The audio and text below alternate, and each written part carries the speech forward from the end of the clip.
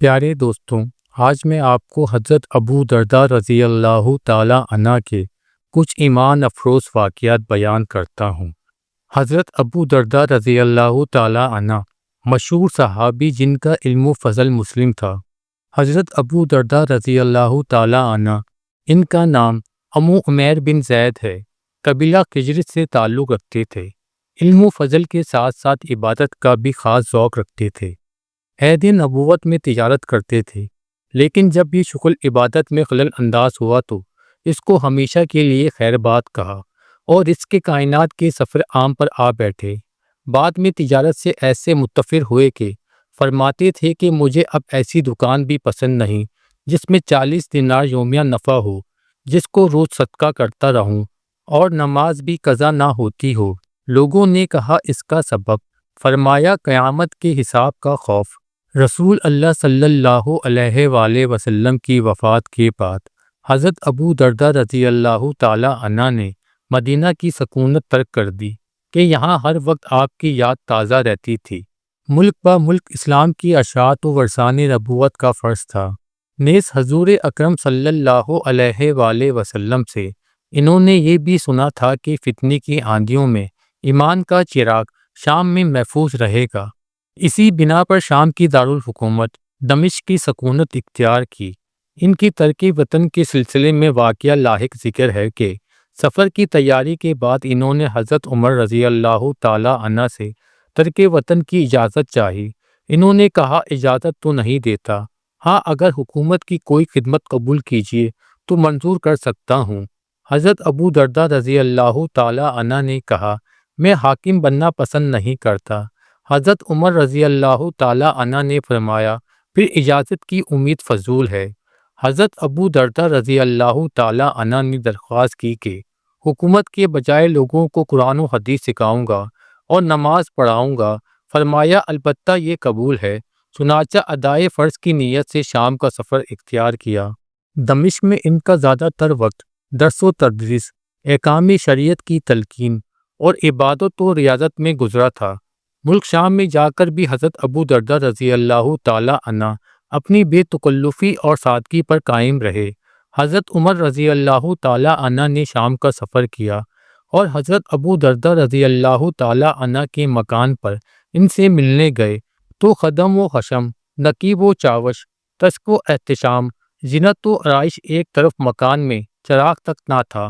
قشور دین کا تاجدار تاریخ مکان میں ایک کمبل اوڑھے پڑا تھا۔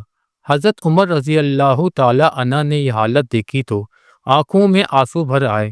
پوچھا اس قدر اسرت سے زندگی گزارنے کا سبب کیا ہے؟ حضرت ابو درداء رضی اللہ تعالیٰ عنہ نے فرمایا رسول اللہ صلی اللہ علیہ وآلہ وسلم کا ارشاد ہے کہ دنیا میں ہم کو اتنا ساز و سامان رکھنا چاہیے جتنا ایک مسافر کے لیے درکار ہے۔ حضرت صلی اللہ علیہ وآلہ وسلم کے بعد ہم کیا سے کیا ہو گئے ہیں۔ اس پر اثر فکرے کا یہ اثر ہوا کہ دونوں بزرگوں نے روتے روتے صبح کر دی۔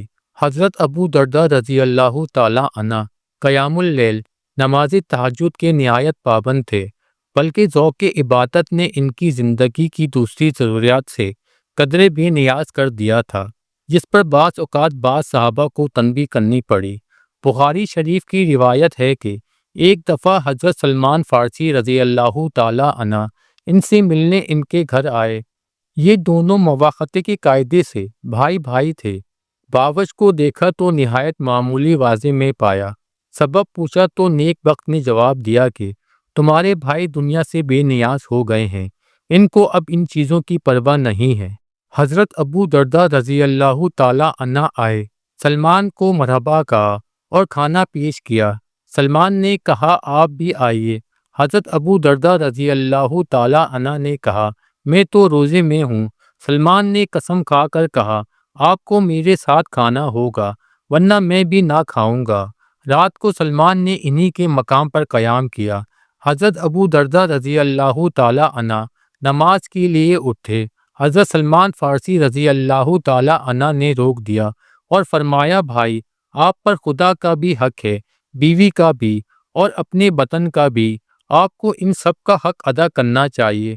صبح کا تڑکا ہونے کو آیا تو حضرت سلمان فارسی رضی اللہ تعالی عنہ نے حضرت ابو درداء رضی اللہ تعالی عنہ کو جگایا اور کہا اب اٹھو۔ دونوں بزرگوں نے نماز پڑھی۔ اس کے بعد نماز فجر کے لیے مسجد نبوی گئے۔ حضرت ابو درداء رضی اللہ تعالی عنہ نے حضرت صلی اللہ علیہ وآلہ وسلم سے حضرت سلمان فارسی رضی اللہ تعالی عنہ کا واقعہ بیان کیا۔ آپ صلی اللہ علیہ وآلہ وسلم نے فرمایا، سلمان نے ٹھیک کیا، وہ تم سے زیادہ سمجھدار ہیں۔ تہجد کا اہتمام انہیں ہمیشہ رہا۔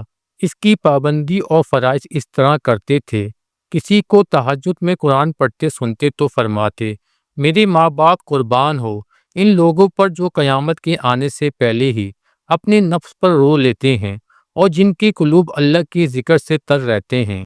ایک بار انہوں نے ارشاد فرمایا کہ بندہ مسلم سویا ہوا ہوتا ہے اور اس کی مغفرت ہو جاتی ہے۔ ان کی زوجہ محترمہ حضرت ام درداء رضی اللہ تعالی عنہ نے پوچھا کہ یہ کیوں کر ہوتا ہے؟ فرمایا کہ اس کا بھائی تہجد کی نماز کے لیے بیدار ہوتا ہے، وہ اپنے لیے اللہ سے دعا کرتا ہے، وہ قبول ہو جاتی ہے، اور اپنے بھائی کے لیے دعا کرتا ہے، وہ بھی قبول ہو جاتی ہے۔ ایک مرتبہ انہوں نے پوری رات نماز پڑھی۔ نماز سے فارغ ہونے کے بعد خوب روئے، بارگاہ الہی میں صبح تک مسلسل عرض کرتے رہے، اللہم احسنت خلقی فاحسن خلقہ، اے اللہ آپ نے میرے ظاہر بدن کو اچھا بنایا، بس میرے اخلاق کو بھی اچھا بنا دیجئے۔ حضرت ام درداء رضی اللہ تعالی عنہ نے عرض کیا کہ آج کی رات تو آپ نے صبح تک حسن اخلاق کی دعا کی۔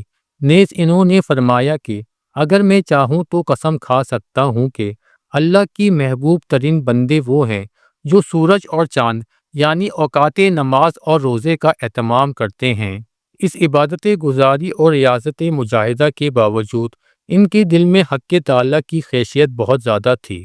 ایک دفعہ حضرت ابو درداء رضی اللہ تعالی عنہ گریہ وزاری میں مصروف تھے۔ اہلیہ محترمہ نے عرض کی کہ آپ صحابی ہو کر اس قدر روتے ہیں۔ حضرت ابو درداء رضی اللہ تعالی عنہ نے فرمایا، کیوں نہ روؤں، خدا معلوم گناہوں سے کیوں کر چھٹکارا ہو۔ اسی حالت میں حضرت بلال رضی اللہ تعالی عنہ کو بلایا اور فرمایا، دیکھو ایک دن تم کو بھی یہ واقعہ پیش آنا ہے، اس دن کے لیے کچھ کر رکھنا، موت کا وقت آیا تو گریہ گزاری کی کوئی انتہا نہ رہی۔ ان پر خوف الہی کا نہایت غلبہ تھا۔ بیوی نے جو پاس بیٹھی تسکین دے رہی تھیں کہا، تم تو موت کو محبوب رکھتے تھے، پھر اس وقت پریشان کیوں؟ فرمایا، یہ سچ ہے، لیکن جس وقت سے موت کا یقین ہوا ہے سخت پریشانی ہے۔ یہ کہہ کر خوب روئے، پھر فرمایا کہ یہ میرا آخری وقت ہے، کلمہ پڑھاؤ۔ چنانچہ لوگ کلمے کی تلقین کرتے رہے۔ حضرت ابو درداء رضی اللہ تعالی عنہ اسے دہراتے رہے، یہاں تک کہ روح مطہر نے آخری سانس لی۔ یہ ہجرت کا 32واں سال تھا۔ اللہ تعالیٰ ان کے سارے اعمال قبول فرمائے۔ ان اللہ و انا الیہ راجعون۔ اگر آپ کو یہ ویڈیو پسند آئی تو میرے چینل کو لائک کریں، شیئر کریں اور سبسکرائب کریں۔